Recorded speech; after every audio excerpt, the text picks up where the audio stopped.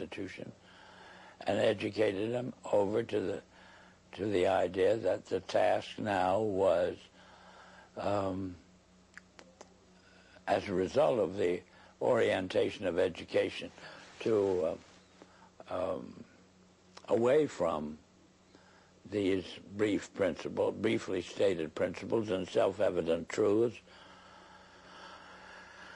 And that's what had been the effect of the wealth which constituted the endowments of those foundations that had been in existence over the largest portion of the span of 50 years, and holding them responsible for this change. And what we were able to bring forward was that what we had uncovered was the determination of these large endowed foundations through their trustees to actually get control over the content of American education. There's quite a bit of publicity given to your conversation with Rowan Gaither. Would you please tell us who he was and what was that conversation you had with him? Rowan Gaither was at that time president of the Ford Foundation. And Mr. Gaither had sent for me when I found it convenient to be in New York, asked me to call upon him at his office, which I did. And on arrival, after a few amenities, Mr. Gaither said, "Mr. Dodd, we've asked you to come up here today because we thought that possibly off the record you would tell us why the Congress is interested in the activities of foundations such as ourselves."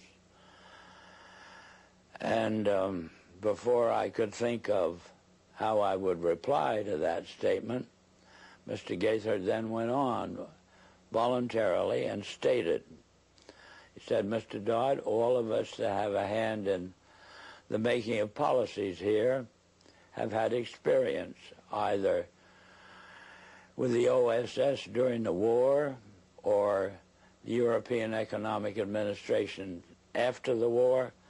We've had experience operating under directives, and these directives emanate and did emanate from the White House. Now, we still operate under just such directives.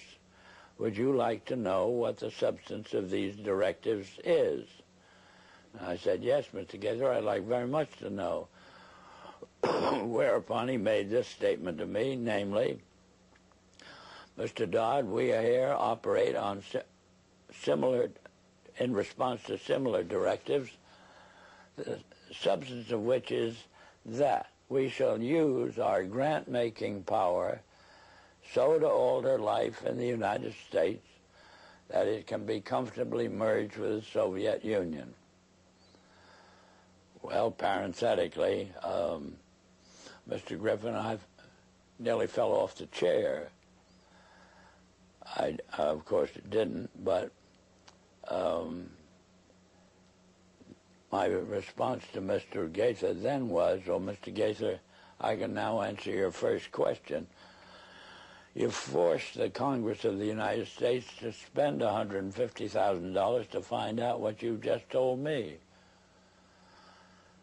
So why don't you I said, "Of course, legally, you're entitled to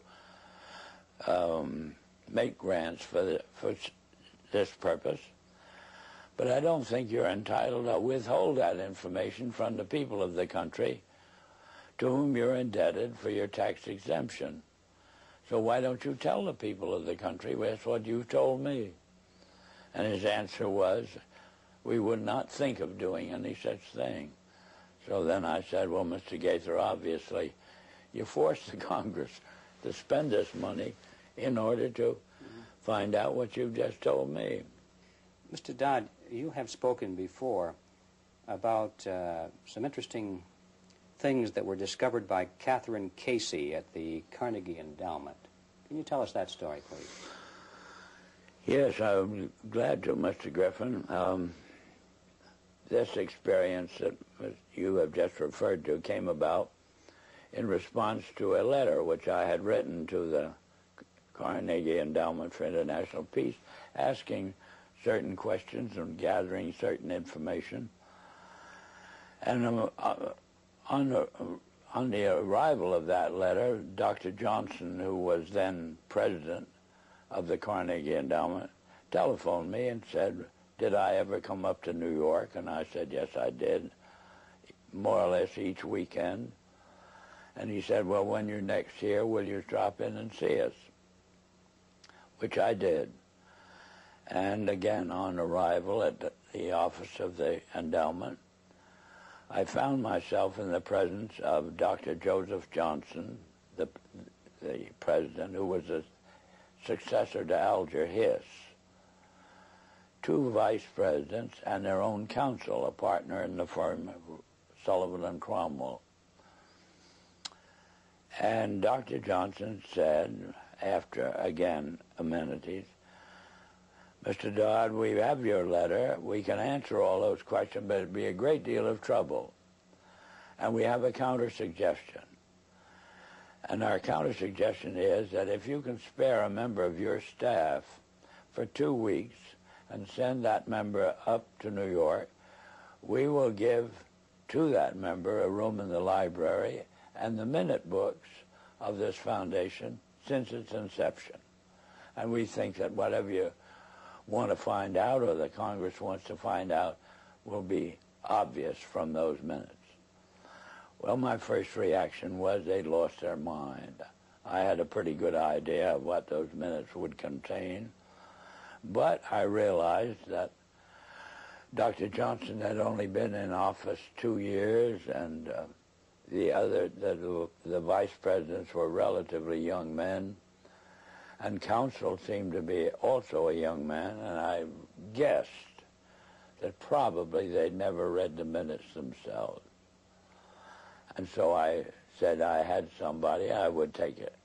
I would accept their offer, and I went back to Washington, and I selected the member of my staff who was on my staff, having been a practicing attorney in Washington, but she was on my staff to see to it that I didn't break any congressional procedures or rules. In addition to which, she was unsympathetic to the purpose of the investigation.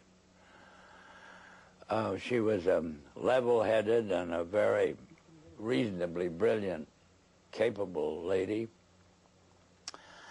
And her attitude toward the investigation was, what could possibly be wrong with foundations? They do so much good. Well, in the face of that sincere conviction of Catherine's, I went out of my way not to prejudice her in any way. But I did explain to her that she couldn't possibly cover 50 years of handwritten minutes in 2 weeks. So she would have to do what we call spot reading. And I blocked out certain periods of time to concentrate on. And off she went to New York. She came back at the end of 2 weeks with the following in the way of, on dictaphone belts. We are now at the year 1908, which was the year that the Carnegie began operations. And in